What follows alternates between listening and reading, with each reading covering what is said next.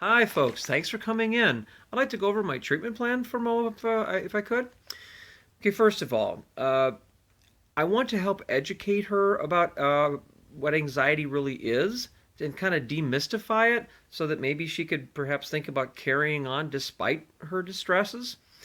I would like to do some relaxation training with her. What that does is basically help her learn how to settle her mind and her body down prior to entering an anxiety provoking situation. Just got to get her prepped that way. I'd like to teach her some social skills through some role playing, and she said she had trouble with conversation, so I could teach her some ways to start, continue, and end conversations.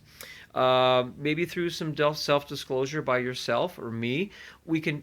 She could see how other important people in her life have dealt with anxiety-provoking situations themselves, and I can maybe do some more role playing so she can kind of see how it's done and do that sort of thinking out loud. She can understand what the thought processes were and going through them. Speaking of that, I can help her work on a thing called self instruction. It's sort of that little instruction manual in your head of how to get through a situation so you know what to say to yourself going in, once you're in it, and then once you come out of it, give yourself a little feedback about how that all went.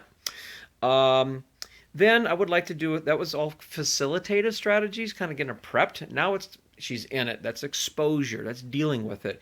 I would like to help her work progressively through more anxiety-provoking situations, so you could talk about social situations, and then imagine herself in them, then role play them, and then actually be there. She could talk. She can control the process. If it's going a little fast to her, she can slow it down. We don't have to just rip through it. Also, we could talk about having worry time at home, or it's kind of a homework where she deliberately calls up anxiety provoking situations mentally and then works through them in her head. Kind of gets her so she's not, she's a little more used to them and knows she can get through them.